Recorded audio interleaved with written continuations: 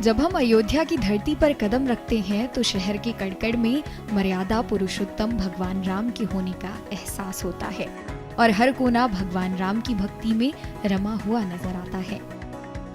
ऐसे में भगवान राम की जन्मभूमि पर जब रामायण की सीता पहुंची तो नजारा देखते ही बन रहा था। जी हाँ, आपने सही सुना। रामायण सीरियल की सीता भगवान राम की नगरी अयोध्या में पहुंची और उन्होंने रामलला का दर्शन किया। बता दें कि दीपिका चिखलिया वही अभिनेत्री हैं जिन्होंने रामानंद सागर के निर्देशन में बनी रामायण सीरियल में सीता माता का किरदार निभाया था।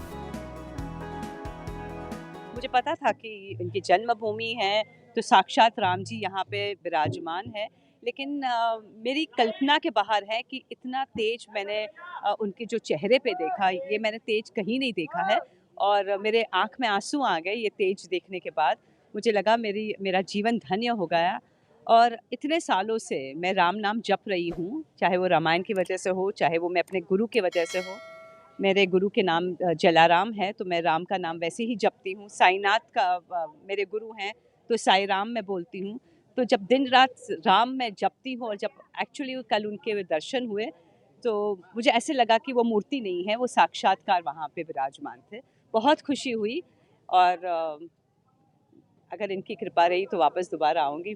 इस धरती पर आने के बाद जब मैं इस धरती पर मैंने पैर रखा तो सबसे पहले मैंने पैर छुए इस धरती के कि ये वो धरती है जहाँ राम जी खुद चले थे, सीता जी खुद चली थी।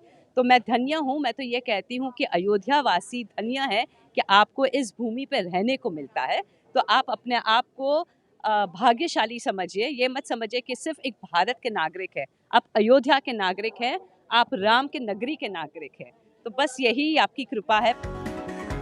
वैसे तो वैदिक काल से लेकर अंग्रेजों के समय तक अयोध्या ने न जाने कितने बदलावों को देखा जो कि अकल्पनीय और अविश्वसनीय रहे।